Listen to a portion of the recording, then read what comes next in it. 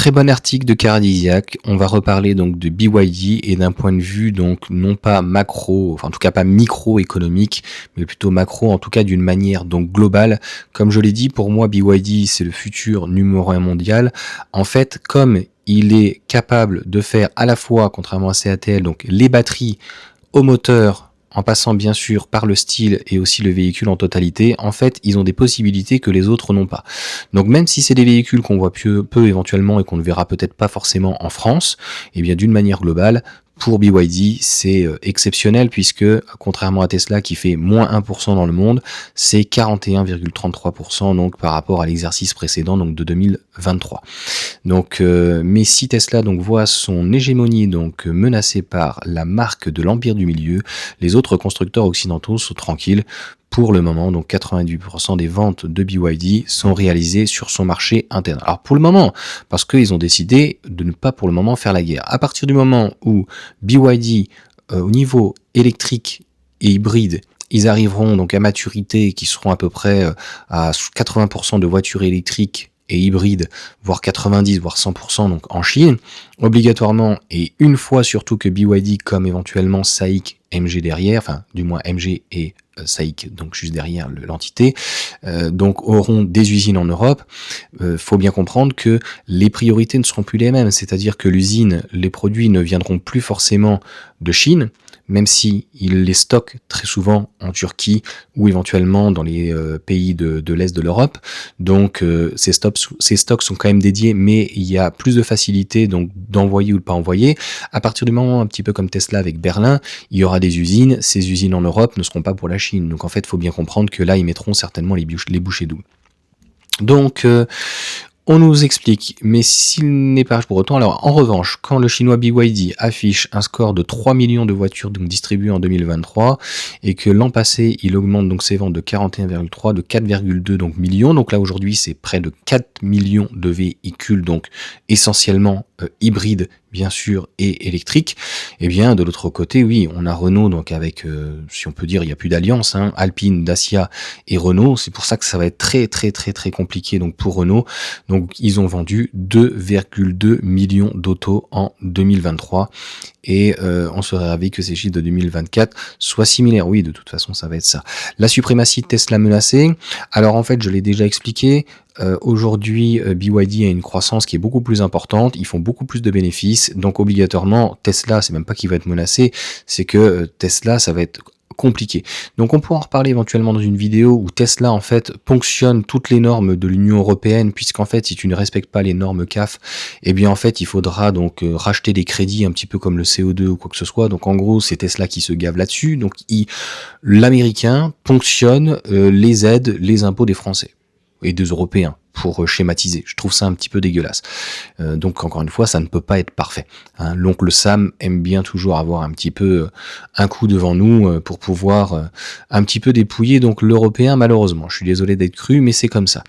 Donc BYD, si tu veux, a beaucoup plus de véhicules. BYD commence de la petite citadine jusqu'aux gros véhicules, et puis ils ont leur marque aussi haut de gamme. Donc obligatoirement, Tesla avec 4, 5, 6 véhicules demain, BYD il y en a plus d'une dizaine, ça va être compliqué. Ils ont une distribution qui est plus classique, ils ont des véhicules qui sont plus classiques, et même si les Tesla sont beaucoup plus efficientes et ont de gros atouts notamment avec le superchargeur, eh bien BYD clairement a vraiment tous les atouts pour arriver donc demain à être le numéro 1 mondial, à moins que comme Volkswagen ils aient un scandale sur leur chimie, leur batterie ou autre, ou différents problèmes.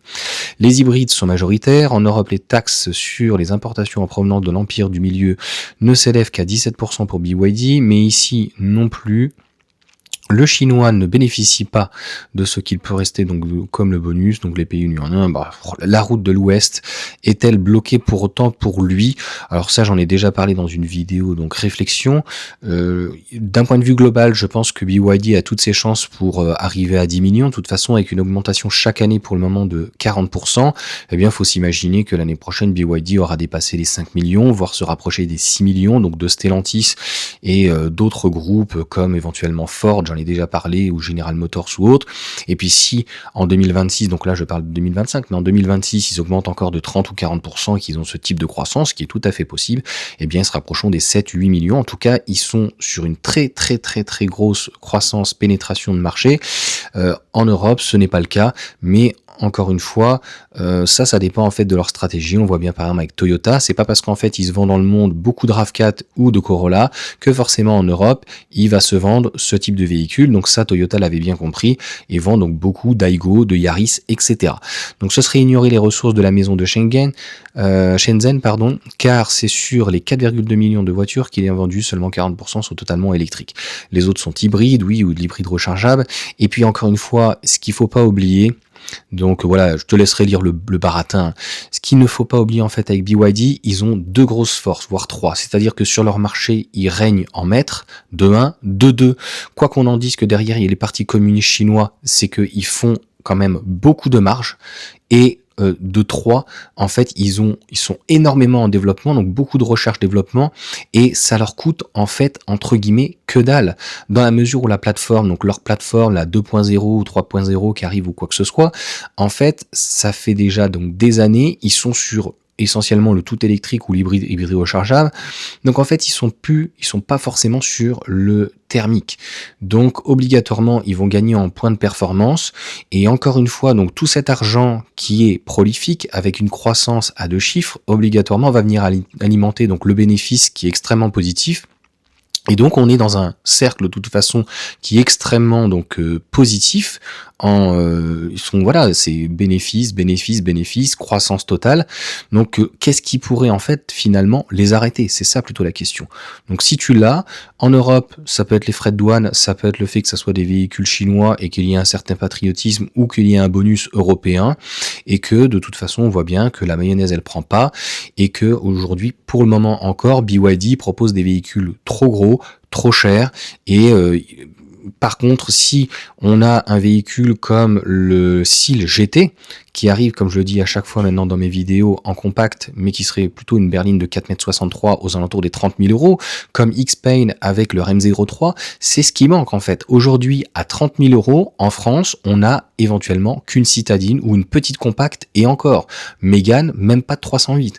Donc demain, si le chinois est capable de proposer, que ça soit BYD ou X-Pain, une berline, donc de 4,50 m, 4,60 m, 4,70 m, et qui soit polyvalente, eh bien avec ou sans bonus, je pense que ça peut être intéressant. Et puis bien sûr, donc BYD, SAIC, donc MG et puis X-Pain, même s'ils font quand même de très bonnes voitures électriques, faut le reconnaître, malheureusement en Europe ne bénéficient pas en fait d'une image assez importante, donc il faudra du temps. Ça, on l'a bien vu avec Kia, Hyundai et les coréens. Donc c'est quelque chose où avec le temps, si ils persistent dans cette direction de vouloir donc plaire au marché européen, je ne vois pas pourquoi en fait ça ne fonctionnerait pas, sauf si nos constructeurs arrivent à mettre un petit peu dans les roues, des bâtons dans les roues, ou comme je t'ai dit, qu'il y ait, comme Volkswagen, un Dieselgate, mais au niveau de BYD. Allez, sur ce, ciao à tous.